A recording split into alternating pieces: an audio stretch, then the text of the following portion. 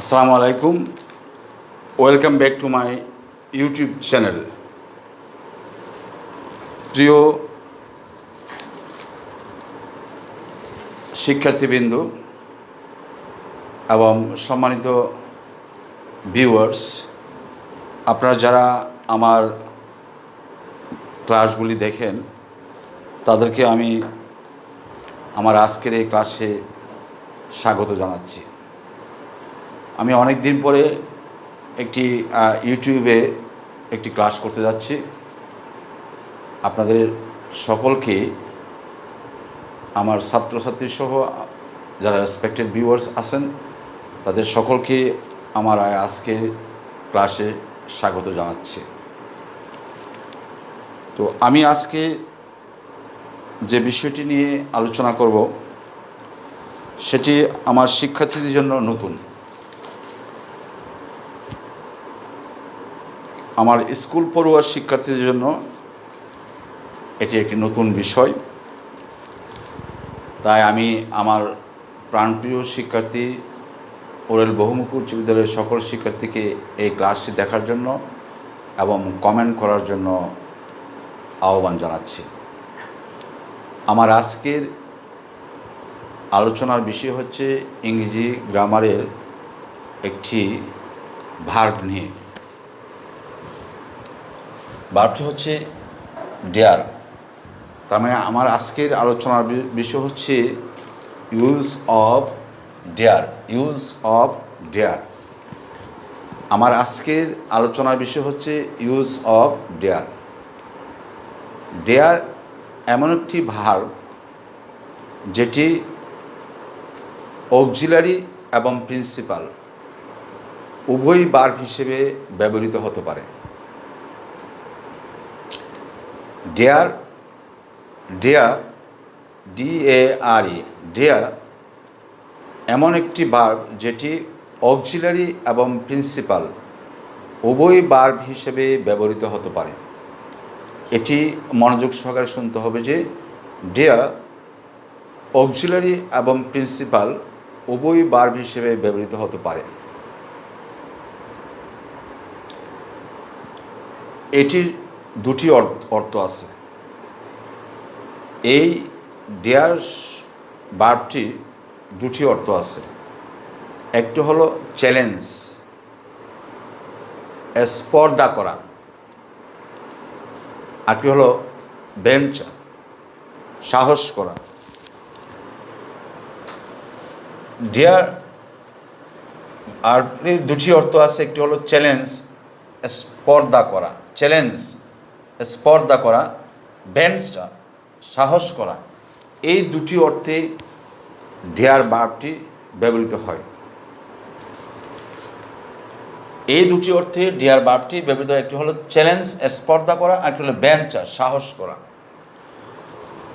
তবে ডেয়ারের অ্যাফার্মেটিভ বাক্যে ডেয়ারের ব্যবহার একরকম, নেগেটিভ বাক্যে ডেয়ারের ব্যবহার একরকম, এবং ইন্টারোগেটিভ সেন্টেন্সে ডেয়ার এর ব্যবহার একরকম।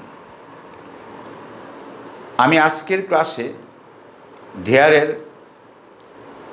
অ্যাফার্মেটিভ, নেগেটিভ, ইন্টারোগেটিভ এই তিন ধরনের ব্যবহার তোমাদের সাথে শেয়ার করব। In my today's class, I will show you how to use dare in affirmative sentence, in negative sentence, and in interrogative sentence. Okay, please join the class with pen and notebook. Use of dare. নিডের মতো dare ভার্বটিও auxiliary এবং principal উভয় verb হিসেবে ব্যবহৃত হতে পারে। এর দুটি অর্থ। একটি হলো চ্যালেঞ্জ, স্পর্ধা করা, একটি হলো ভেঞ্চার, সাহস করা। ডেয়ারের অ্যাফার্মেটিভ ব্যবহার। অ্যাফার্মেটিভে ডেয়ার কীভাবে ব্যবহার হয় সেটি আমি দেখাচ্ছি। He dares to come in. He dares, তার মানে এখানে ডেয়ারটি একটি প্রিন্সিপাল ভার্ব। এই জন্য he third person singular number হওয়ায় ডেয়ার ভার্বের সাথে এস যোগ করা হয়েছে। এখানে ডেয়ার মানে সাহস করা। He dares to come in, অর্থাৎ সে ভিতরে আসার সাহস করে। এখানে ডেয়ারটা principal verb, he third person singular number, এই জন্য ডেয়ার ভার্বের সাথে কী করা হয়েছে? এস যোগ করা হয়েছে। এখানে ডেয়ার বার্বের পরে যে টু, এই টুটা কিন্তু উজ্জ নেই। তার মানে অ্যাফার্মেটিভ সেন্টেন্সে ডেয়ার বার্বের পরে ইনফিনিটিভ টু উজ্জ থাকবে না। অ্যাফার্মেটিভ সেন্টেন্সে ডেয়ার বার্বের পরে ইনফিনিটিভ টু উজ্জ থাকবে না। Number B, Mina dares to tell a lie. Mina মিথ্যা কথা বলার সাহস করে, স্পর্ধা করে। এখানেও টুটা কি নেই, উজ্জ নেই। নাম্বার সি, হি ডেয়ার বার্বের ফার্স্ট ফর্ম। তার মানে হি ডেয়ার্ড, সে সাহস করেছিল, টু স্পেন্ড মাই মানি, সে আমার টাকা খরচ করার সাহস করেছিল। এই তিনটি অ্যাফার্মেটিভ সেন্টেন্সে আমরা দেখতে পাচ্ছি যে ইনফিনিটিভ টু, ডেয়ার বার্বের পরে টু ইনফিনিটিভ আছে। Dares to come, dares to tell liar, dare to spend my money. প্রতিটি বাক্যে আমরা দেখতে পাচ্ছি ডেয়ার বার্বের পরে ইনফিনিটিভ টুটা উজ্জ নেই। তাহলে আমরা জানতে পারলাম অ্যাফার্মেটিভ সেন্টেন্সে যখন সাহস করা বা স্পর্ধা করা অর্থে ডেয়ার বার্ব ব্যবহার করা হবে, এখানে এই তিনটা বাক্যে কিন্তু dare principal verb, dare verb ব্যবহার করা হবে, তখন তারপরে ইনফিনিটিভ টুটা কি থাকবে, উজ্জ থাকবে। কোনো কিছু করার জন্য সাহস করা, আর ডেয়ারের পরে ইনফিনিটিভ টুটা অ্যাফার্মেটিভ সেন্টেন্সে উজ্জ থাকবে না। অ্যাফার্মেটিভ বাক্যে ডেয়ার বার্বের পরে ইনফিনিটিভ টু উজ্জ থাকবে না। Now I would like to show you the negative use of dare. এখন আমরা ডেয়ারের নেগেটিভ বাক্যের ডেয়ার ব্যবহারটা দেখে নেব। Nobody, somebody, everybody.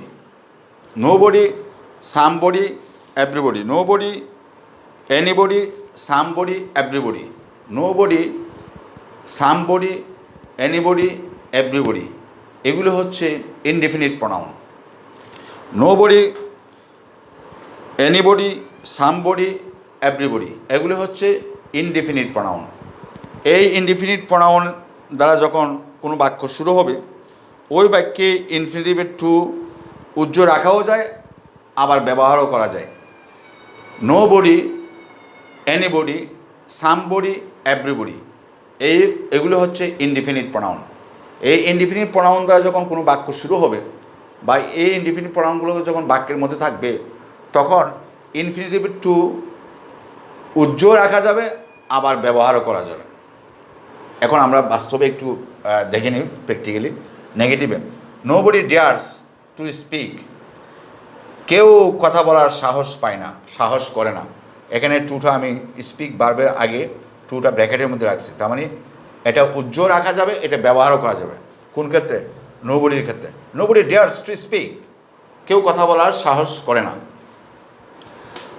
Number B, nobody dared past tense to speak the truth. কেউ সত্য কথা বলার সাহস করেনি। এখানে টুটা ব্র্যাকেটের মধ্যে স্পিক ইনফিনিটিভ টু ব্র্যাকেটের মধ্যে, তার মানে টুটা ব্যবহারও করা যাবে, আবার এটা উজ্জ রাখা যাবে। Number C, everybody dare to proceed forward. প্রত্যেকেই সামনে এগিয়ে যাওয়ার সাহস করেছিল। এভরিবডি ডেয়ার, প্রত্যেকে সাহস করেছিল, টু প্রসিড এগিয়ে যেতে, ফরওয়ার্ড সামনে, প্রত্যেকে সামনে এগিয়ে যাওয়ার সাহস করেছিল। এখানেও টুটা আমি কোথায় রাখছি? ব্র্যাকেটে রাখছি। তার মানে নোবডি, সামবডি, এনিবডি, এভরিবডি বিশিষ্ট বাক্যে ইনফিনিটিভ টু উজ্জ রাখা যাবে, ব্যবহারও করা যাবে। এগুলি আমাদেরকে জানতে হবে। ওকে, এখন আমি আর কিছু ব্যবহার দেখাচ্ছি নেগেটিভের।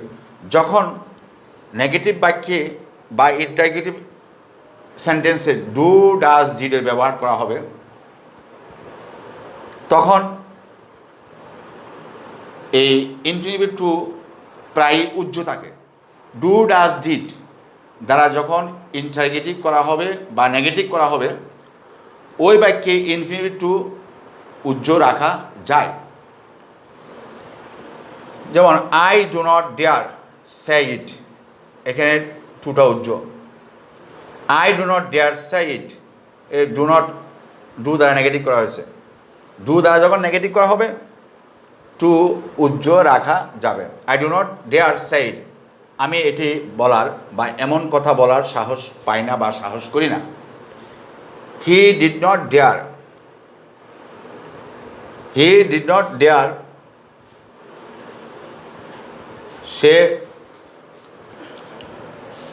He did not dare say it. He did not dare say it. সে এই কথা বলার সাহস করেনি। এখানেও টু উজ্জ আছে। ডাজ হি ডেয়ার সে ইট, এটা ইন্টারোগেটিভ। এখানেও সে বারবার আগে টু, ইনফিনিটিভ টুটা কি আছে, উজ্জ আছে। তার মানে ডু, ডিড, ডাজ দ্বারা যখন প্রশ্নবোধক বা নেগেটিভ করা হবে তখন ইনফিনিটিভ টু উজ্জ রাখা যাবে। অন দ্য আদার হ্যান্ড, যখন নাকি ডাব্লিউএস কোয়েশ্চেনে ব্যবহার করা হবে ডেয়ার ভার্বটি, তখন টু উজ্জ থাকবেই। যেমন how dare you say so, how একটি WS word, how dare you say so, এখানে ডেয়ার এই সে বারবার আগে একটি টু আছে, এই টুটা কি রইল, উজ্জ রইল। How dare you say so, তুমি এ কথা বলার কিভাবে সাহস করো, তুমি কেমনভাবে এ কথা বলো, কোন সাহসে তুমি এ কথা বলো। How dare you say so, তুমি কোন সাহসে এই কথা বলো, এখানেও ইনফিনিটিভ উজ্জ আছে। হাউ ডেয়ার্ড সে ডু দিস, সে ইহা করার সাহস কিভাবে পেল, সে কোন সাহসে ইহা করেছিল, এখানেও ইনফিনিটিভের টুটা কি আছে, উজ্জ আছে। My loving students and respected viewers, from our today's class we have come to know that dare verb যখন অ্যাফার্মেটিভ সেন্টেন্সে ব্যবহার হয় তখন তারপরে ইনফিনিটিভ উজ্জ থাকে না। নোবডি, সামবডি, এনিবডি, এভরিবডি, এসব বাক্যে যখন বিশিষ্ট বাক্যে যখন ডেয়ার ব্যবহার করা হয় তখন ইনফিনিটিভ টু উজ্জ রাখাও যায়, আবার ব্যবহারও করা যায়। On the other hand, do, does, did ব্যবহার করে যখন নাবোধক এবং প্রশ্নবোধক করা হয় তখন ওই বাক্যে ইনফিনিটিভ টু কি থাকে, উজ্জ থাকে। সবশেষে যখন কোনো ডাব্লিউএস ওয়ার্ডে ডাব্লিউএস কোশ্চেনে ডেয়ার ভার্ব ব্যবহার করা হয় তখন ইনফিনিটিভ টু উজ্জ থাকেই। এই সব বিষয়ে আজকে আমরা আলোচনা করতে পারলাম। ডেয়ার, যার দুটি অর্থ স্পর্ধা করা, সাহস করা, চ্যালেঞ্জ এবং ভেঞ্চার, এবং এটি অক্সিলারি এবং প্রিন্সিপাল উভয় ভার্ব হিসেবে ব্যবহার হতে পারে। এবং এই ভার্বটি অ্যাফার্মেটিভে কীভাবে ব্যবহার হবে, নেগেটিভে কীভাবে ব্যবহার হবে, ইন্টারোগেটিভে কীভাবে ব্যবহার হবে, বিস্তারিত আজকের ক্লাস থেকে আমরা জানতে পারলাম। তো তোমরা যারা ক্লাসটি যোগদান করেছো তাদের সবাইকে আমি ধন্যবাদ জানাচ্ছি এবং পরবর্তী ক্লাসের জন্য আহ্বান জানিয়ে এই মুহূর্তে আমি ক্লাসটি শেষ করতে চাচ্ছি। Thank you once again for joining the class. See you again in the next class. If Allah wishes, till then Allah Hafiz. Assalamu alaikum.